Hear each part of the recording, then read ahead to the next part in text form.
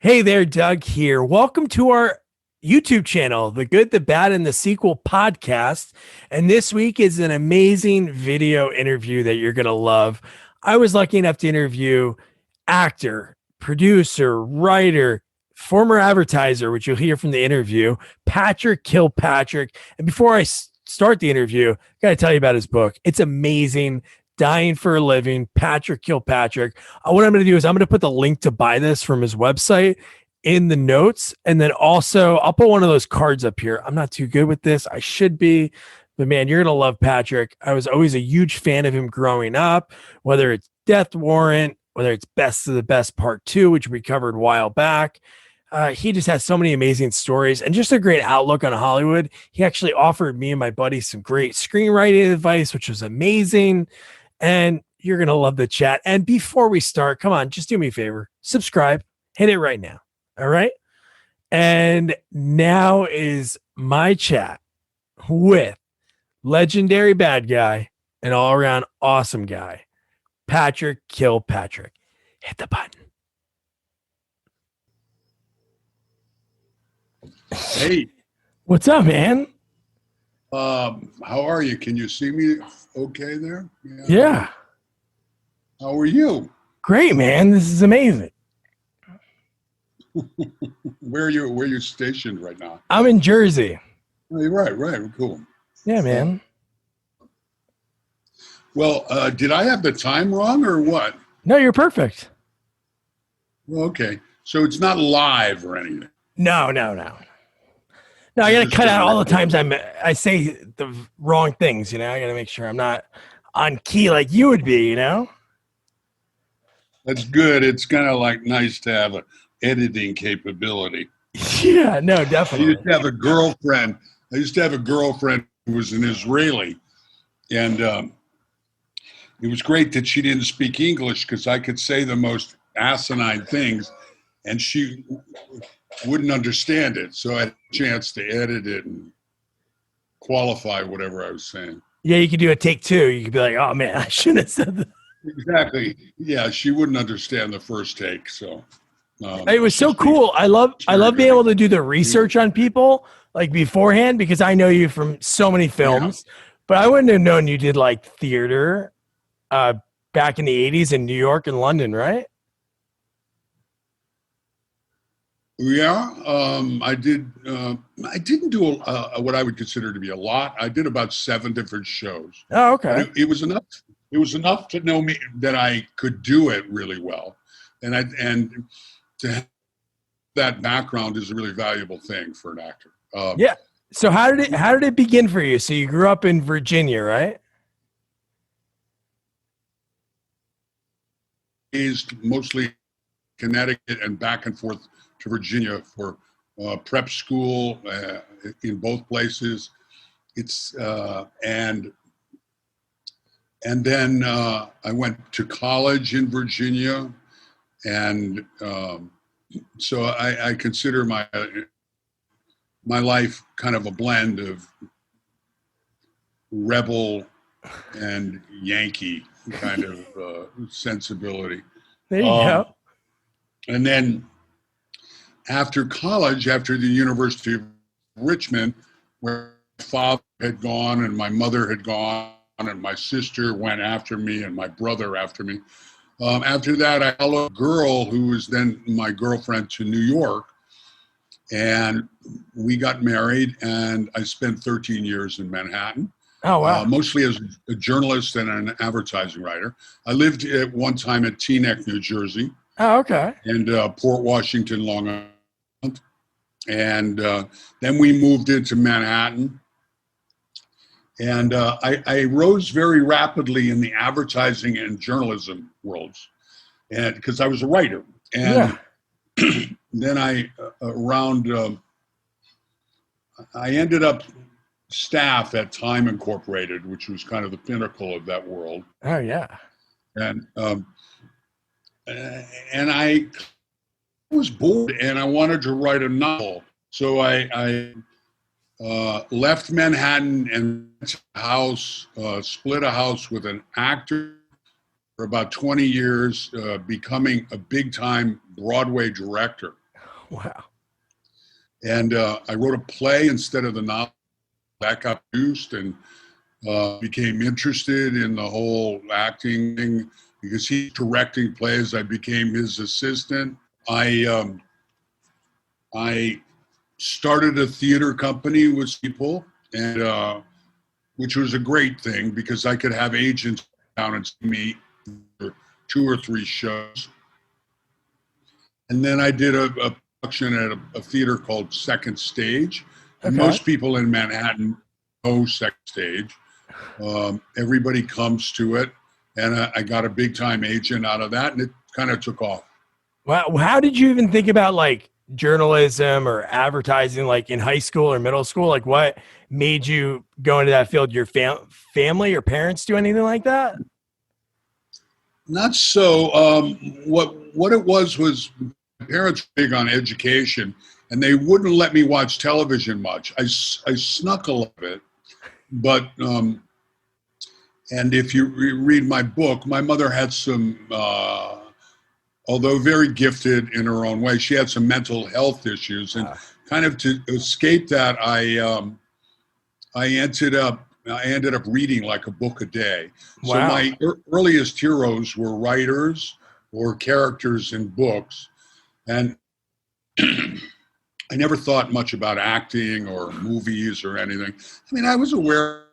I went to movies with my father and stuff, but I never thought of it as a career. I always thought of being a writer. Yeah. I was an athlete and I wanted to be a writer, and then I had a bad car accident and couldn't do sports for a long time. So I became a writer, and I went to New York, and that's what I became. Wow. So it's crazy that you didn't even think about acting. So you're like a legendary bad guy. Obviously, it's part of the title of your book. Like, that is you. Yeah. So Vernon Wells, who was in Commando and he played Wes in Mad Max 2. Sure, Road Warrior. Yeah. Road Warrior. Yeah. He and I traded jobs a lot. Yeah. Well, we did. There's certain guys that I would run into, and he would get the job, or I would get the job, or Brian Thompson is another one. Oh, okay. He kind of segued off into directing. Anyway, Vernon. Yeah, I know. Actor, so he wanted to be more. Yeah, so he wanted to be. He was an Australian. He was like directing commercials, and that's all he wanted to do. Like, he didn't want to be in front, and then he got kind of like forced into it, and then obviously it changed. Yeah. So the first time, well, he's clearly a very buff guy then. Yeah. He was pretty big in Road Warrior.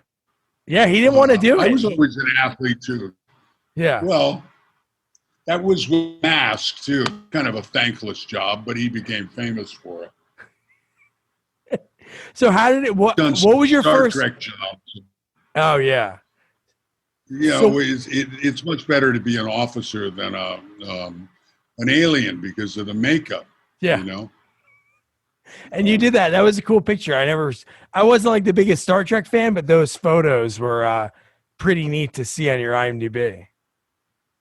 Yeah, it's a crazy process. You get there at 4:00 in the morning, and if you're a guest star, like I was for that, not a regular like Michael Dorn.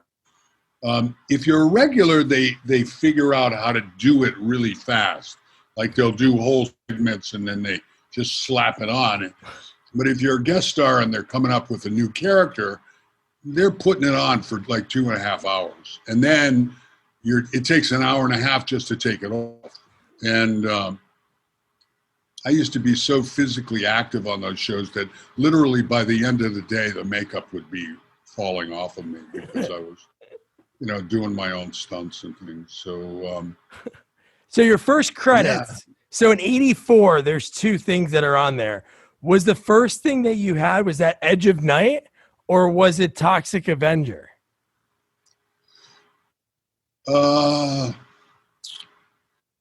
It's hard to tell because Toxic Avenger was not a SAG film. Yeah, I'm sure. Oh, My first SAG film was Insignificance, but Edge of Night would have been an AFTRA project at the time.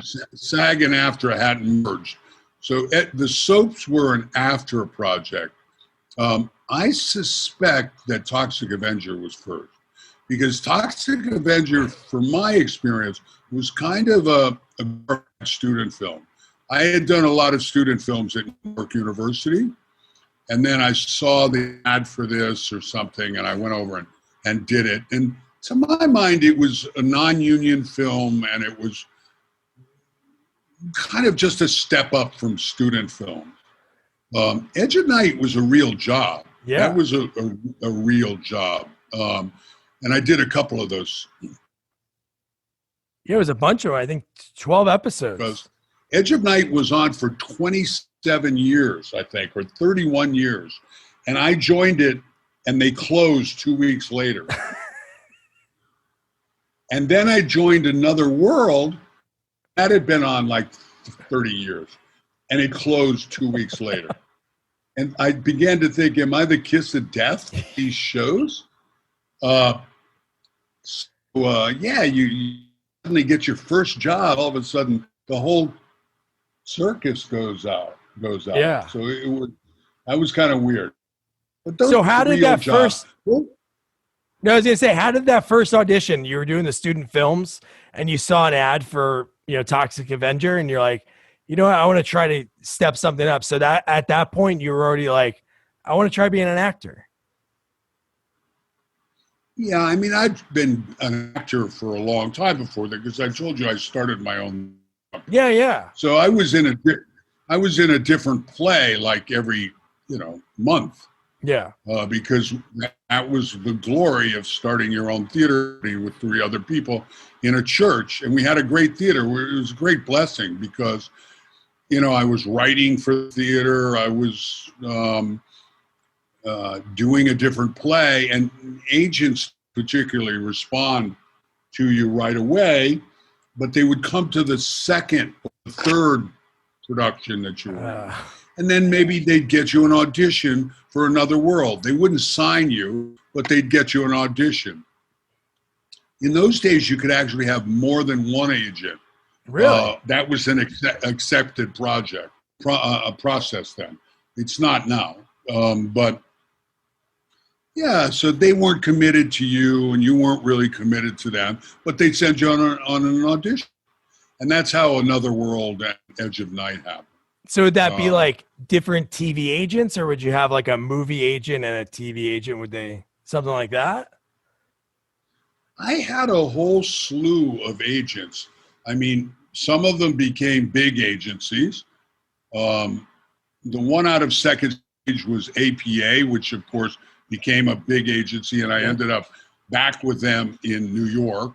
But there was, I can't even remember the names, Doug. I mean, there were like the Brett Adams agency and things like that, that in some ways they don't really exist anymore. A lot of agencies that I've had over the years, they fade. The people retire, or they're just gone. Yeah, I had a number of them. Yeah, I'm sure it's like everything. There used to be like how many car manufacturers?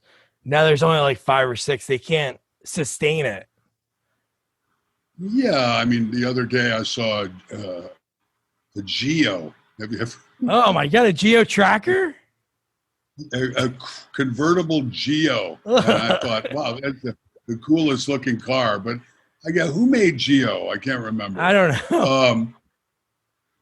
So yeah, New York at that time was a really wide open place as a working actor.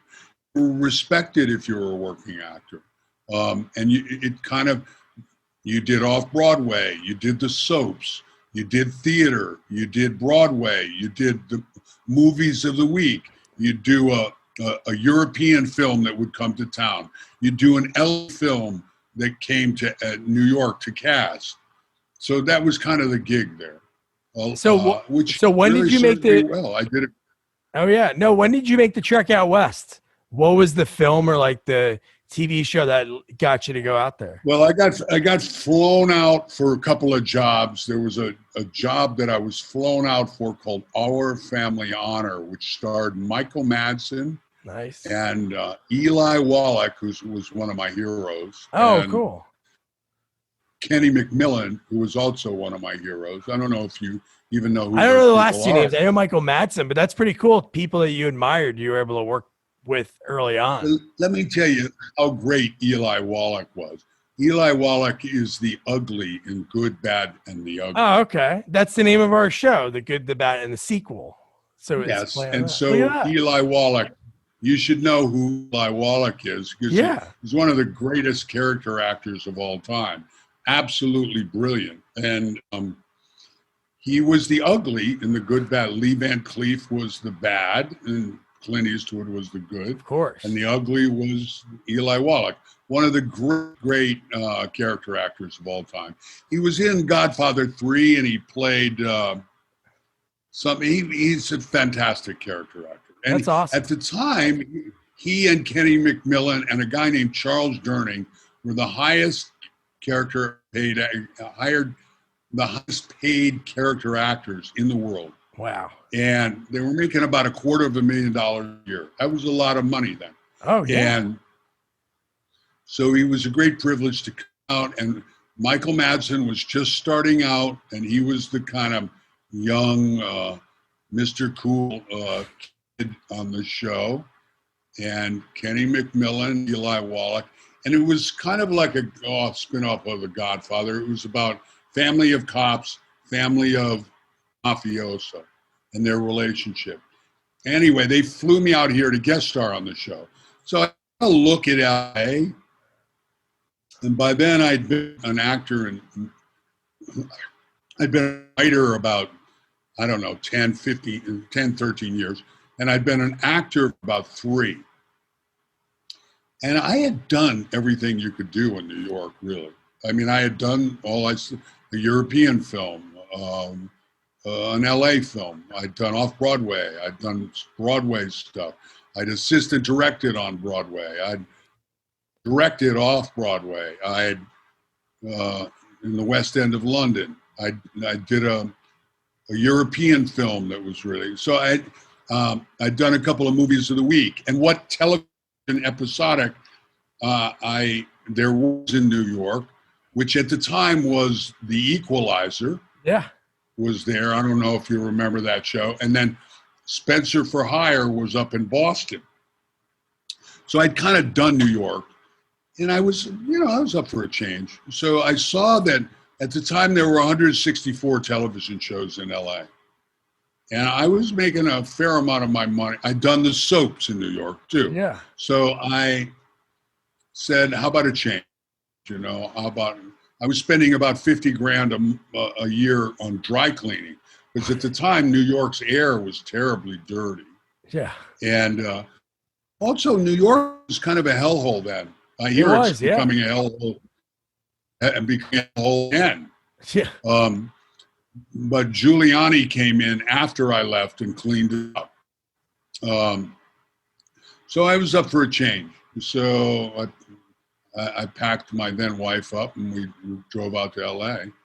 And I'm glad I came when I did, though, because those actors I knew in New York, they had to come later, and it wasn't as easy.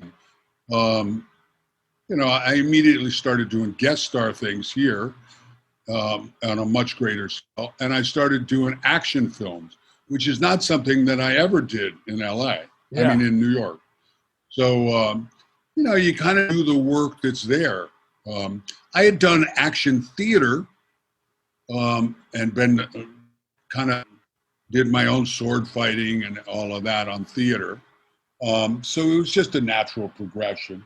And I ended up doing a lot of different, what I would call B movies out here, and a lot of supporting parts in big action films. And that was the work. What would you say was the one that changed it for you, that they were like, we need to get Patrick Kilpatrick as a villain? Because there's that string of kind of like, you were always working, but there's like a string of like 7-8 years you're going against, because there's always a good guy, but a good guy is only as good as the bad guy. So there's like so many movies that you're in. Was there the one that changed it? Was it like Death Warrant as the Sandman, or?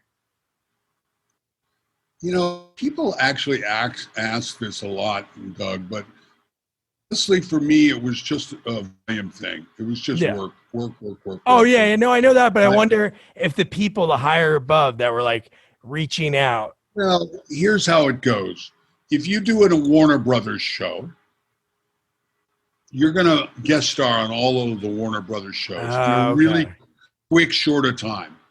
Okay, because they watch each other's shows.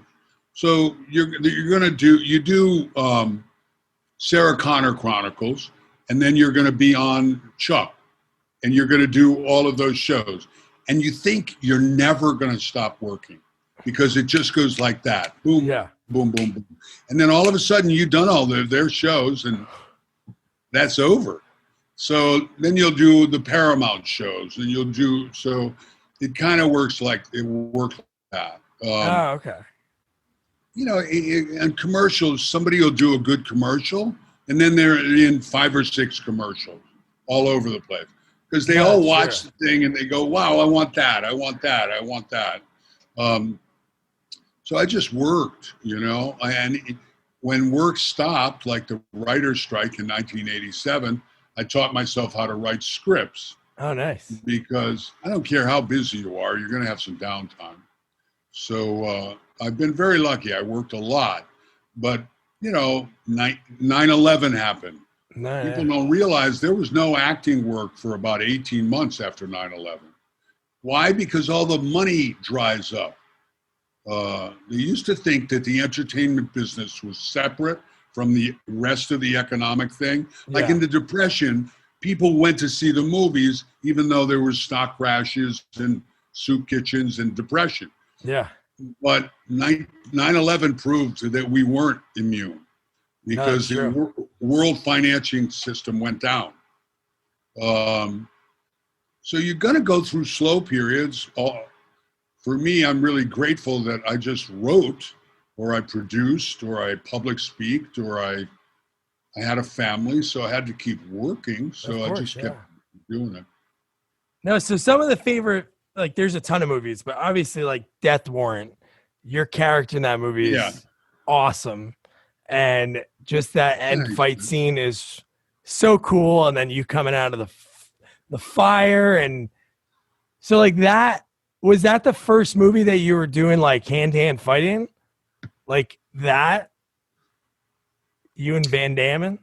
There were about 15 years where I was always fighting somebody. But that probably launched a bunch of things. Mostly, I mean, I started out playing good guys, and then you do a couple of parts like Death Warrant and playing bad guys for the rest of your life. That was probably the biggest, most significant martial arts thing up till that point. Then after that, there's Steven Seagal, and then there was Arnold, and then there are leading guys, I can't even remember their names, in the B realm. Canadian Jean-Claude Van Damme, and there was 15 years there where there was always fighting of some kind. Yeah. So I love doing stunts, but I like to do things more than just fighting. Like I like driving. I like driving. I like blasting through a window with 2 guns once, or something new. The fighting got a little bit old. I still do it. Yeah. If it's required. I've kind of got to an age where I'm like the boss, so I've got other people to do the fighting. Yeah, you just point and then they do it. Yeah. You're the general. You go fight. I do like doing new things. Of course, yeah. You always want to like broaden your horizons, try different things and roles wise. But so one movie I have to mention that I loved you in, and I just interviewed Eric Roberts last month. Yeah, was Best of the Best 2. Yeah, I know you worked with him a few other times, but Best of the Best 2, your role as Finch was awesome. Well, thanks, man. But there's a perfect example. Best of the Best 2 was the first job I had after the worldwide real estate recession collapsed in 1991. In 1991, and I went from working all the time. 1991, there was a worldwide real estate recession. All the independent money dried up. Oh, wow. And I didn't work for about 8 or 9 months. Okay. And I was so angry by the time I went into the Best of the Best 2 audition. I think I actually did the audition, and then, like a good German soldier, I clicked my heels and bowed. I mean, I was so angry, I didn't care. And I booked a job. But it was the first time back after a long time. Yeah, and just the attitude you had in that movie, and like talking about your boss now, like Wayne Newton being the boss was unbelievable. That was kind of a trip. Yeah, Robert Radler, the director. I also made a lifelong friend on there with Ralph Mueller. You know, the big giant guy. Oh, yeah. From Gladiator. Hell yeah. Really fun guy. Really. I mean, and I, we became friends because I would tease him. Because, I'm a big guy. You are, yeah. Ralph Mueller makes me look like, he's like Mr. Universe or whatever. Yes. And I would go by him, and going by his bicep was like going by a planet, And I would say stuff to him like, where does a guy like you get your Speedo briefs? Sort of vaguely homoerotic stuff to him. And he laughed. He thought he had a really good sense of him. So we became really good friends. He's a fabulous guy to have lunch with. That's awesome. No, there's some lines that you have in that movie that are so good.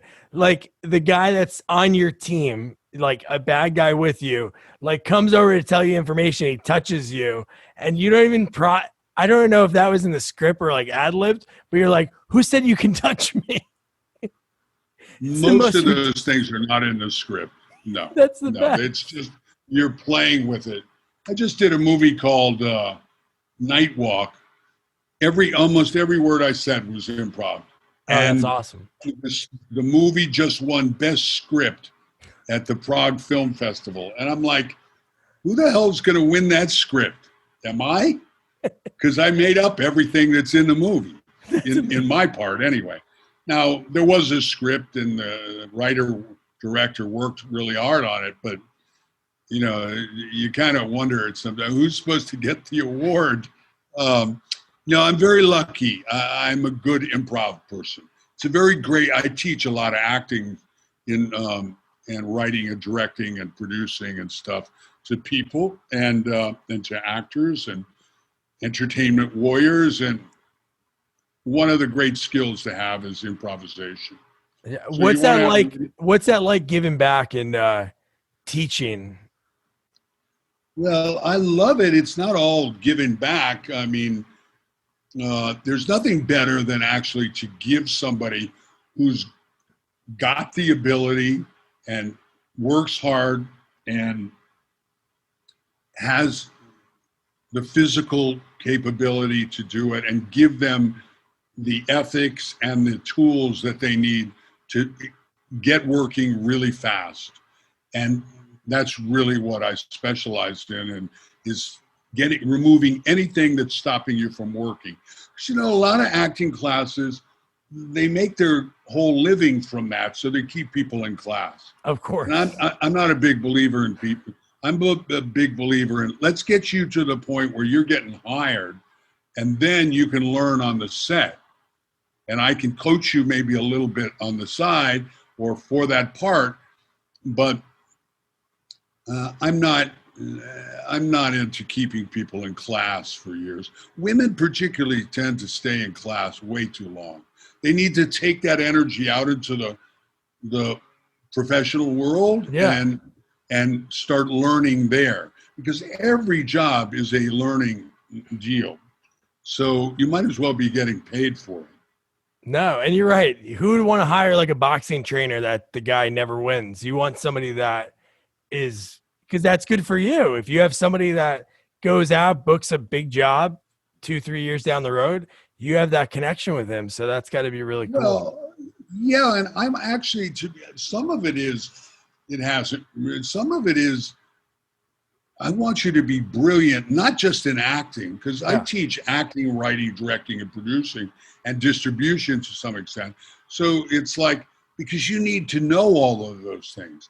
And I want you to go out and I want us to create something brilliant. And I want you to come back and maybe hire me, or I'll end up producing your job, or that kind of thing.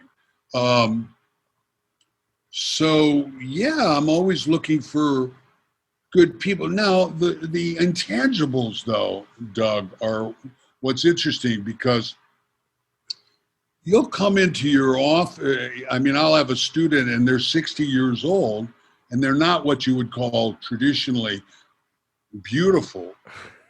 I think they're beautiful as people, and I think they're beautiful as beings, but they're not what you would call, your standard deal, and yet they never stop working.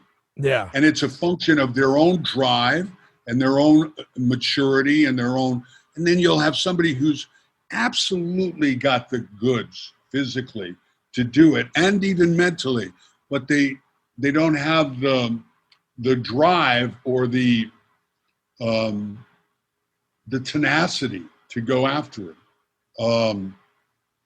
So you never know who's going to turn into that person who's going to be a real success. You just try to give everybody. I tend to get rid of people if it's clear they don't have the drive. Yeah, that makes sense. Because I'm not really interested in teaching somebody and coddling them and whatever.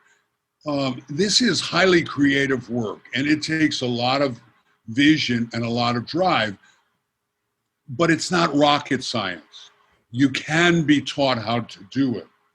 And yet, if you're not implementing it because of personal lack of discipline or something like that, I'm not really interested much. I'd rather spend my time writing a script and raising the money for that and doing something, because life is too short, really. So either put up or shut up. If I see 3 or 4 sessions and somebody's not delivering the goods, I'd say, you really don't belong here.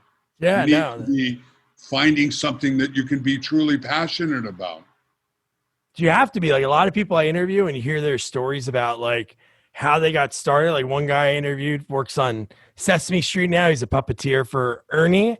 He slept on a guy's couch for like 6 weeks. It was a small apartment just so he can learn how to do what he has to do, worked at night, went to school during the day. And those are the drive. Those are the people that make it. Of course.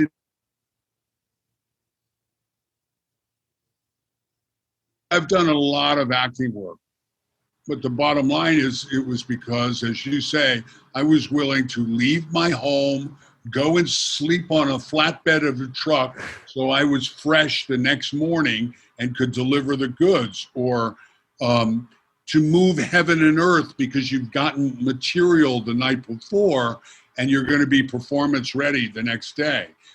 There are no excuses. I just don't get it. If you're a Navy SEAL or you're a Ranger or you're a medical emergency room nurse, there's no excuses. No. You have to deliver the goods. If you're a radio host, you deliver the goods. You have to. I don't think that any life but that is worth living, to be honest. Look, I have fun. You got to rest sometimes. You got to recharge your batteries. But on the way to a goal, I don't accept that there's something in the way. And people let it go too easily. Well, they're in the wrong field. No, you have to. Like, the one thing on your IMDb that's mind-blowing is over 18-month period, 5 major studio films, 2 independent films, and 27 TV guest star spots. That's unbelievable. Did you sleep? Well, people look at my resume sometimes and they wonder if I ever take a vacation, because I never really stop. And I do, as I say, recharge myself. But, no, I mean, about halfway through that process, I realized, well, I'm not getting paid Bruce Willis money, but I'm getting the greatest repertory experience you possibly can get as an American actor. Yeah. Because those 27 guest star things, I wasn't offered those jobs. I had to read 1 and 2, sometimes 3 times to book them. And so that's a lot of competition. That's a lot of going out there and bang. I mean, actors who know, they go, that's the hard way. That's so when I run into actors that are, I mean, come on, you know who I'm talking about. They're not very, and by the way, I'm a director and a producer now, and you have to learn how to negotiate the foibles of people. Yeah. But really, I mean, really, are you here because you want to deliver the goods and you believe in the craft of acting and because you believe in serving the global audience and the investor in the film and stuff like that? Really? And you can't be bothered to learn your lines? No, you don't belong in this business. But yeah, what can I tell you? Read no, my I know book. that's come out. I read an article not too long ago. Not to name What? name. I'm not going to name names, but there's like a few actors. I do in my book. Oh, you do? Okay. I'm going to order it because I Well, want to. listen, I'm a big believer in the truth. Oh no, I know. Well, don't get me wrong. I love a lot of these people that fall into the pit of indulgence and fall into the pit of self-involvement and things like that. None of us are perfect, and all of us have our foibles, but there's a lot of slippery slopes that people go down, and their careers usually reflect that.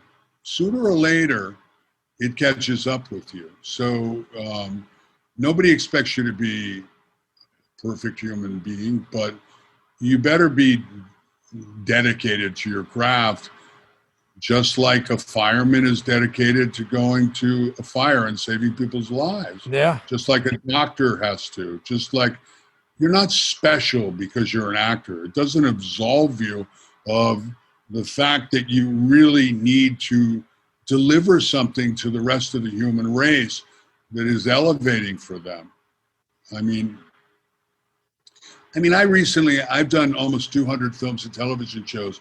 Tomorrow, I saw something that I found interesting. So tomorrow I'm starting an acting class. Nice. And I've been an actor for 35 years, and I've been a writer since '87. I've been a writer since I was in my teens, but a professional screenwriter since 1987.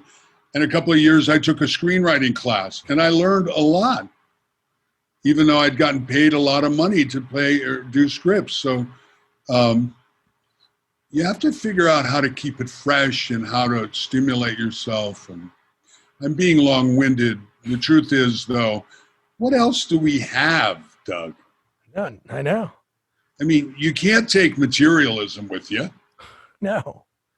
You know, you can take the love of your family and your children and your relationship with the universe and God, or whatever you want to call it, that you can take with you.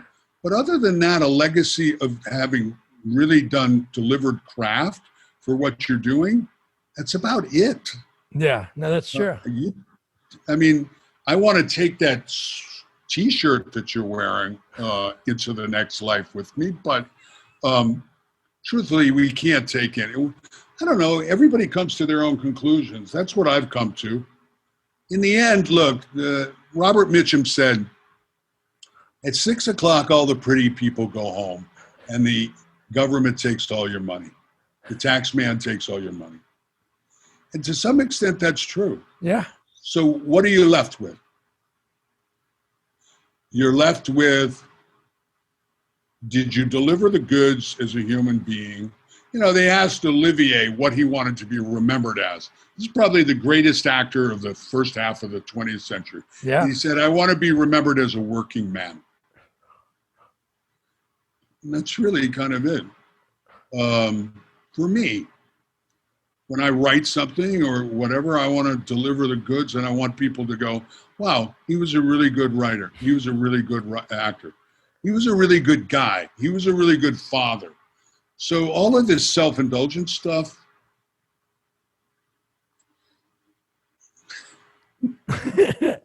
you're just making yourself ridiculous. So yeah. So did you ever go back when you were writing as a kid? Did you I don't know if you kept any of that stuff, or did you ever think back and like use that for any like ideas or scripts that you're writing? What, my kids? No, like your screenwriting ideas. Like you said, you used to write as a teenager. Did you ever like use some of those stories? Initially, I didn't take myself as a writer very seriously. So I wrote stuff in college and for classes and things. And then they'd come around and they'd go, can we have that? And can we publish it? And I'd go, I don't even have it anymore. I threw it away, because I didn't take it seriously. It was only until I got out of college and began to work as a professional writer that I began saving things and backing things up and that kind of thing. So, no, initially I was kind of shocked that other people liked it. Yeah. I thought, whoa. I wrote something about my parents and how my relationship with my parents made me cry one time. And the editorial magazine of the university came by and said, do you have that? We want to publish it. And I was like, no, I didn't think anything of it. I didn't have it. But soon enough, I knew I was pretty good at writing because I was very lucky. I got into advertising writing, and really, you have to write in such a way that people will reach in their pockets and send money. Yeah. And that has to be pretty compelling. So you learn a lot from that process. I mean, I have a lot of writing students, not a lot, but some writing students right now. And in some ways, you have to bring them along, but nothing teaches you about being a good writer more than being a professional writer at a newspaper or a magazine or something, or an advertising agency, because you have to get rid of all of this mysteries of writer's block. You have to come up with the deadline right then.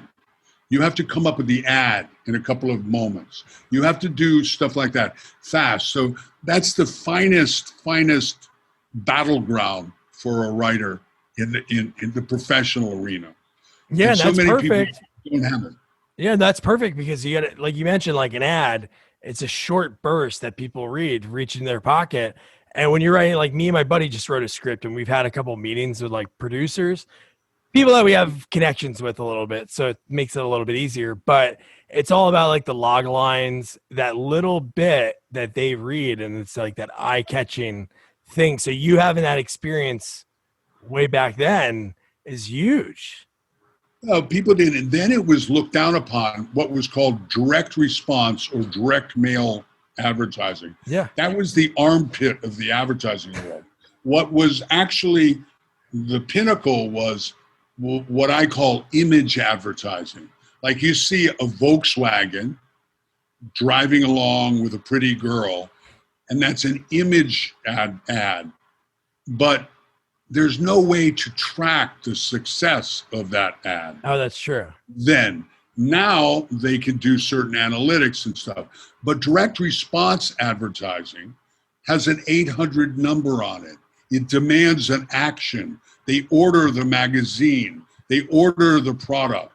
So you figure out very quickly what works and what generates millions and millions of dollars.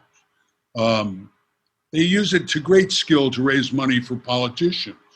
So what was the armpit of the advertising world actually became the dominant force in advertising.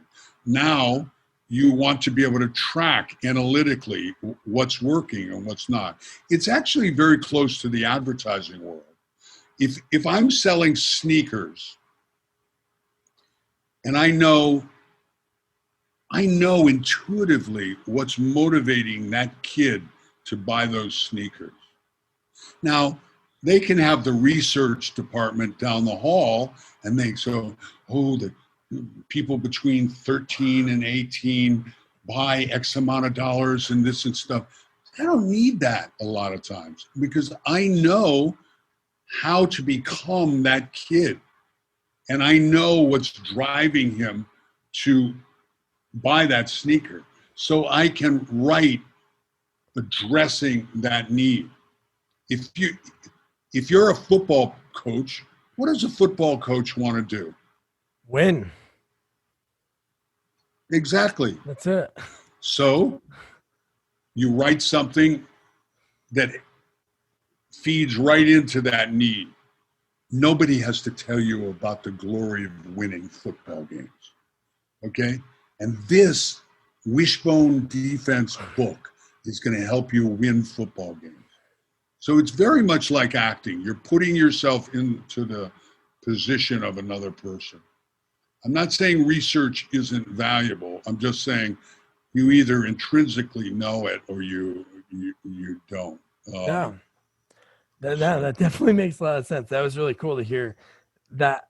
So a couple of the movies, there's so many things to talk about, but I obviously can't. By the way, as far as your movies go, yeah.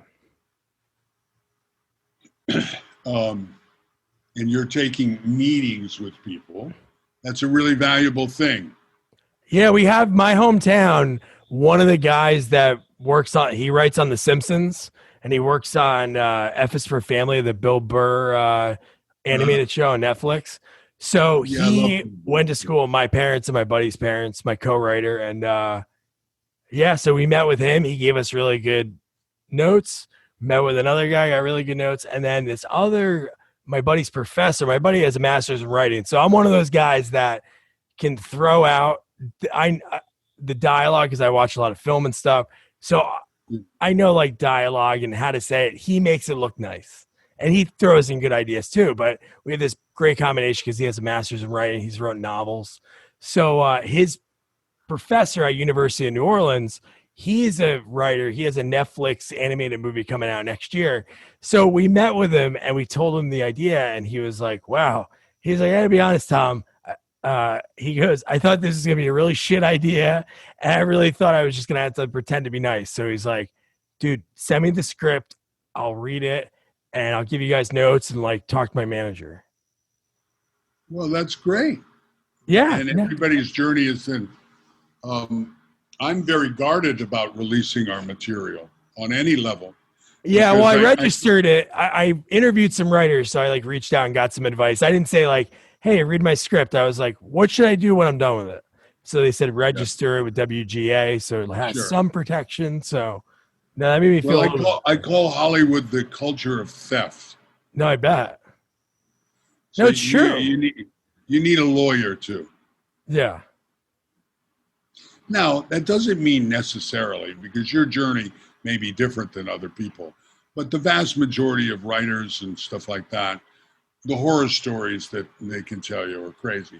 Now, that doesn't mean you want to go down the world thinking that I'm going to get ripped off, but the more crafted and attractive your project is, the greater you're running risk of it being ripped off. No, that makes sense. That's why we're not going to like just send it out to people. So be very careful. Thank you. I would get a lawyer. Okay. So that you're guarding yourself. You don't want to come in heavy. Yeah. But you want to make sure that you're covered. No, that's good advice. Well, I do that for a living. Yeah, no, you do. I help people get their projects funded. How much do I owe you? I'm letting you go just because of the publicity value, but certainly getting a good attorney is something that I recommend to everybody. No, that's good. So one thing we kind of mentioned before, and we were talking about like actors. So I've interviewed a lot of people. I work with Seagal over the years. Yeah. How was it working with him? Well, as I talk about in my book, and it was pretty funny. I mean, I have a whole chapter that blends the difference between working with Steven Spielberg and the difference between Spielberg and Seagal. First of all, you don't really work with Steven. He kind of lands and he does his thing and knocks over a C-stand, and then he goes back into a helicopter or wherever he goes, and you don't work with him. I mean, to some extent. And by the way, some of that is based on my character within the things. My character never really had a fight with Steven. Yeah. Although I proposed to him that we have a machine gun battle together, each with a submachine gun in our hands, and we have a martial arts fight while we're doing the machine gun. And he wouldn't do it with me, which I talk about in the book, and I don't understand why. You don't even have to put the explosions in, because you can put them in after post-production. Yeah. It's interesting when you run into situations where people don't want to go further artistically. Look, I'm going to direct you to my book. Oh yeah. Volume 2 that's coming out. Oh, sweet. Because I could sit here and Steven and I actually got along, because I don't get grief from a lot of people, because, you know, I have who I am, and then they're who they are, and I get along with everybody and that kind of thing. But my overriding notion after working with Steven was, if that was a movie star, I didn't want to be a movie star. But in fact, that's not what a movie star is. No. So, I mean, my wife and I get a lot of enjoyment out of watching Steven's current movies, because they're really kind of like high camp. You know, it's like the model is young guy who does all the martial arts, but an attractive young girl who inexplicably is attracted to Steven rather than the young guy. And the dialogue is a mixture of, I call it violent Asian gobbledygook. And so they're pretty funny to watch. It's not really great cinema or anything, but it's really fabulous to watch, because it's a good laugh. And, you know, you got to have shoe polish hair. Yeah. You got to take black shoe polish or a black shoe polish mustache. It sounds like I'm being terrible to Steven, but the truth is, Doug, my whole life I've had a dichotomy. On the one hand, I've had this journalist sensibility. Yeah. And on the other hand, I've had this spiritual sensibility. And they're always fighting with each other. The spiritual person says nothing negative about anybody. The journalist tells the truth as they see it. Although we live in a time when the journalists don't tell the truth at all now, too. So that system of media is destroyed. But in my life, it's always been a struggle between the spiritual and the thing, and the truth. And the journalist always wins for me.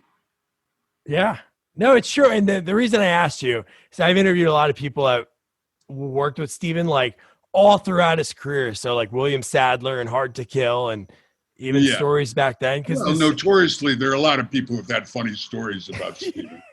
But what's crazy is that I'm sure you know the whole story about how it all happened, like how he became big. He went to the Warner Brothers lot, did a demonstration, and whoever was the head of Warner Brothers then was like, I love this guy. And then he did, trying to think it wasn't Out for Justice. What was I forgot what the first one was. It was with Pam Grier. called Hard to Kill or something like that. No, Hard to Kill was like, I think, the third one. But whatever the Yeah, first one was, it did so well. So he never had those like comeuppance. And I interviewed a guy that directed one of those movies you're talking about. Like it was like a 2010 one. And he was like, Steven was barely in the movie. Anytime that it was like a faraway shot, they had like a stunt double do like his walking or running. And you yeah. could clearly see it. Well, look, Steven's career is reflective of how he is as a human being. Yeah. If look at the difference between him and Arnold. You know, Arnold's still rolling along. Look, all of us get diminished and go through phases because the action arena alters and changes and morphs and passes people by and stuff like that. But Steven's career is reflective of somebody who was a massive ego, and the universe, I'm not going to say punishes you for that, but the universe responds to it. Yeah. Whereas if you're Sean Penn, the universe responds to whoever Sean Penn is. If you're Benicio del Toro, it responds to whoever you are as Benicio del Toro, and Patrick Kilpatrick. I don't know that the universe always gives you what you quote deserve, but I think there's a higher purpose to the way the universe works. I've had times where I felt like I was completely ignored as an actor when I gave it my all in every single job I did. But I also came to the conclusion that that gave me more space to develop my own movies and my own projects and to do other things. And I can't complain. I've had a really good run.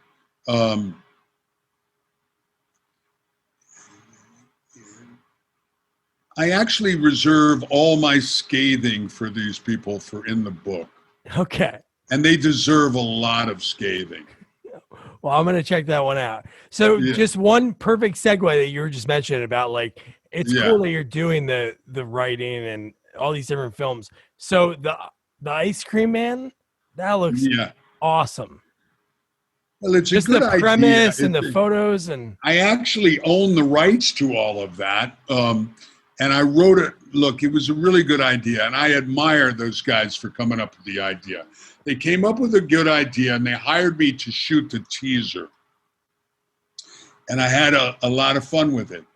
And unfortunately, a lot of times people have this idea that's really good, but they don't know how to take it further and they don't know how to raise the money to do it, stuff like that. So I actually kind of own the Ice Cream Man.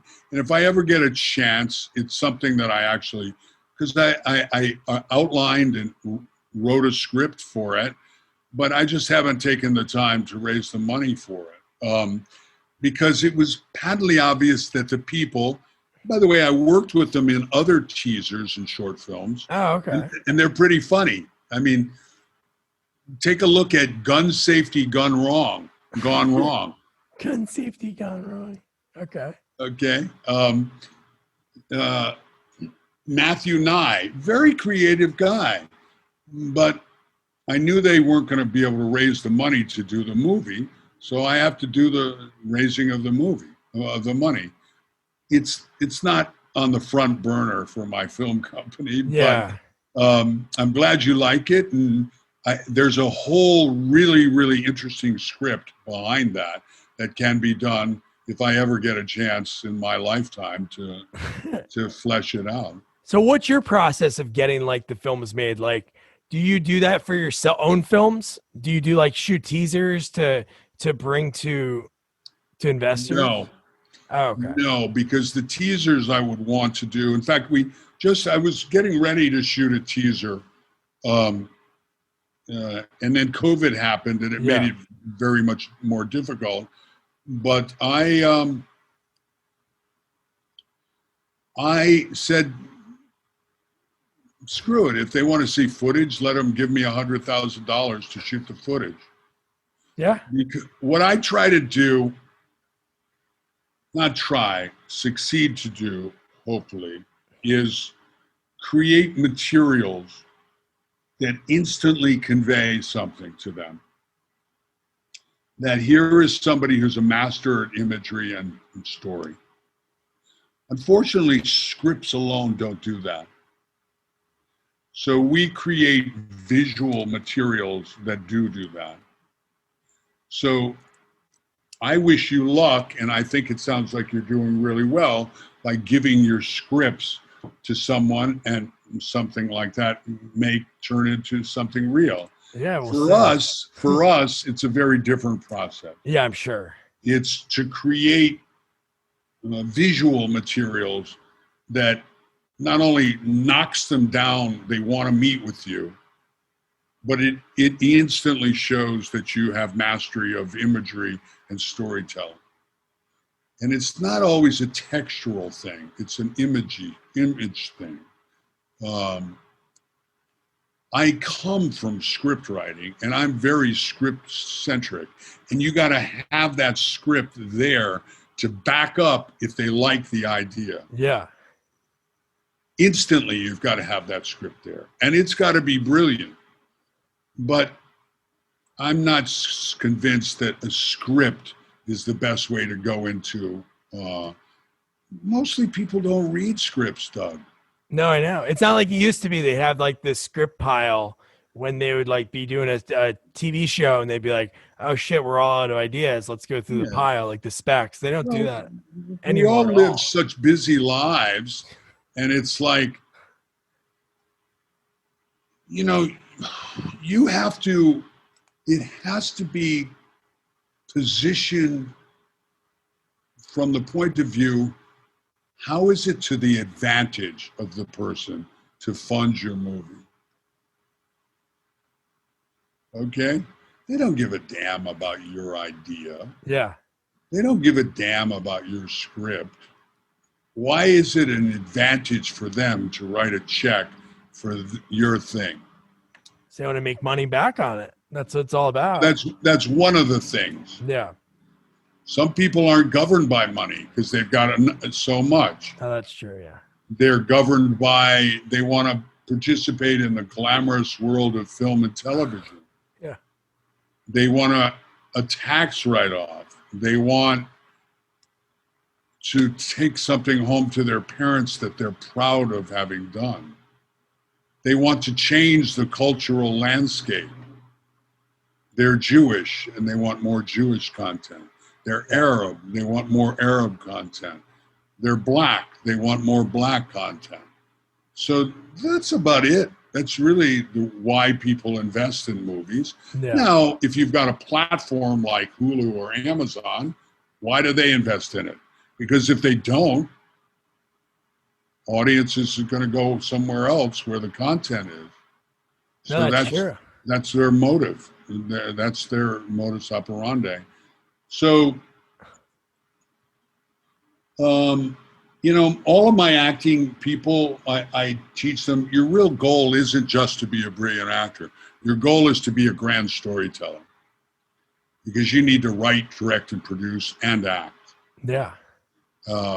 And the same thing held true for Mel Gibson as Matt Damon and Ben Affleck and Goldie Hawn, before your time. Oh, the best. So I suggest you hire me sometime, and I'll show you how to get your project funded. Yeah, that'd be awesome, man. We'll talk about that. That's cool. Well, I think for sure, nothing is guaranteed, but we would certainly give you your best shot. Now, you may step in it. Your friend that you just gave this, he may pick it up and he may make it. Yeah, maybe. But I wouldn't base my whole business model on that one friend. Oh, no, I know that. So unfortunately, and it's a big disillusionment for somebody like yourselves and you can be a king hell scriptwriter, but that's not what's going to get your movie made. I'm trying to think of the quote from, it's a whole different set of circumstances getting things funded. No, I'm sure. And Well, it is, and it's a disillusionment for somebody because we all labor really hard on our scripts, but we all labor really hard on the development of our pictures. No, But I know.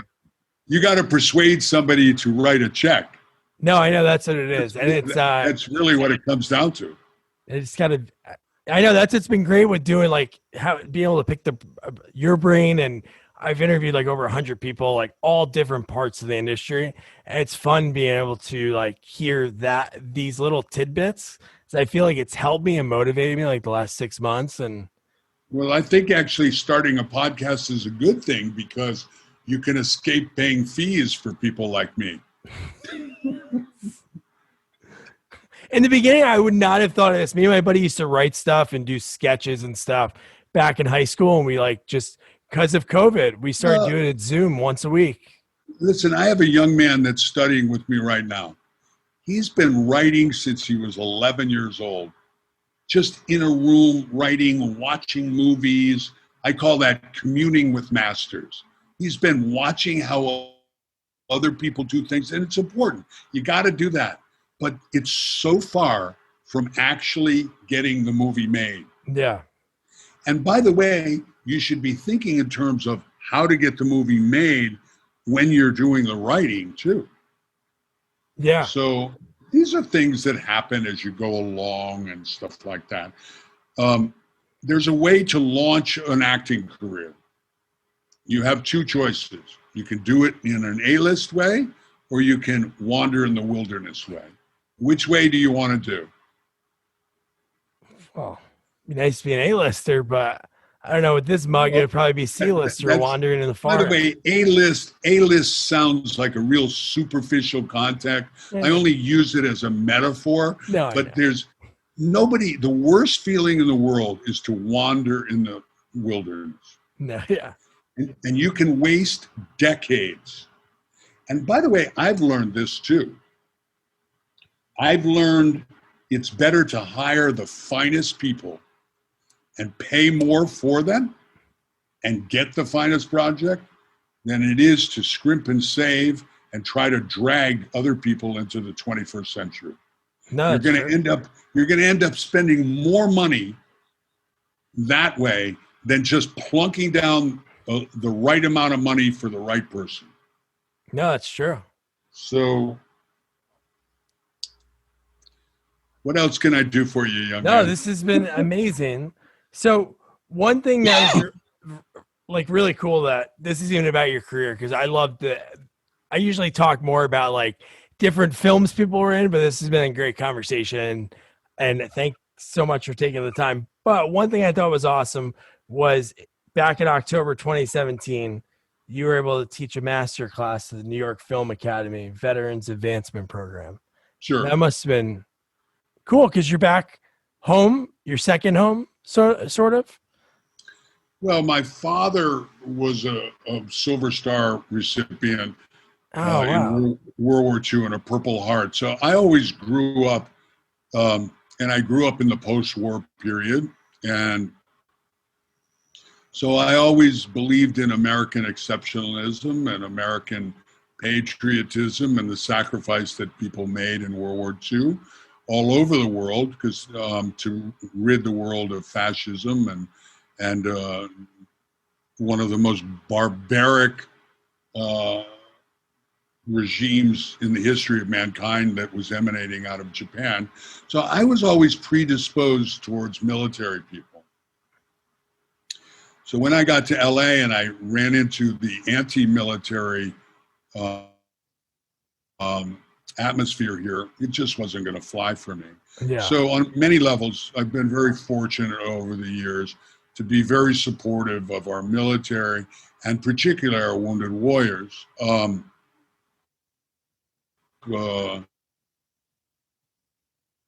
of the proceeds goes to the Disabled Veterans of America for the book. So what was the question? Oh, no, helping. Yeah. Yeah, I mean, that was arranged by the chaplain over there. People don't realize that film schools are packed with veterans because film schools are expensive. they're not cheap. Yeah. Whether it's New York University or AFI or New York Film Academy or Los Angeles Film School. And so veterans have the GI Bill, and they can roll that over to pay for their tuition. So there were about 300 veterans over at the New York Film Academy, and I was happy to go over there and give them the benefit of whatever my experience was, and in the same way that I was happy to do it at Hampton-Sydney College, which is one of the oldest universities in the country, and at University of Wisconsin or Texas or a private person. Yeah, it is wonderful to give back. It's wonderful to be able to pick up a phone because you've seen something in somebody and to be able to hook them up with their dreams just like that. Yeah. That's a fabulous thing to do. And whether it's somebody who wants to be a photographer and is really talented, and I know a top photographer who needs an assistant, and they can show them the ropes about the entertainment industry and to make one phone call, it's wonderful to do that. Yeah. So, yeah, I mean, I've worked with a lot of veterans. Interesting thing with Navy SEALs, who I've taught a bunch, they're taught their whole lives to hide their emotional life, whereas an actor needs to access his emotional life. Yeah. So that's a process.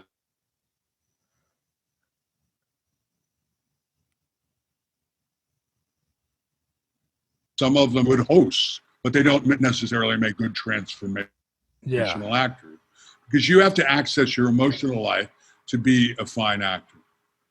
I think you have to act your emotional life to be a fine writer too, and a director and a producer. But I mean, I got a guy that I just started working with, and he's got a bunch of physical ills. So part of that process is you've got to address those physical ills, because they're causing that stuff to manifest itself in his acting work. You have to open up the channels so that your emotional life can follow through. Yeah. No, that's key. It's got to be hard to do that, but it's great that you do that and help them out. Well, it's been a wonderful path for me as well. Honestly, I get a lot out of it. Because I always realize it reinforces all of the sort of back to basics that we have to do when we go and do acting. Anytime you think you know it all, you're in deep trouble.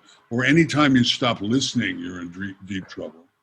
It's the worst thing a director can do, is not listen to other people, in my opinion.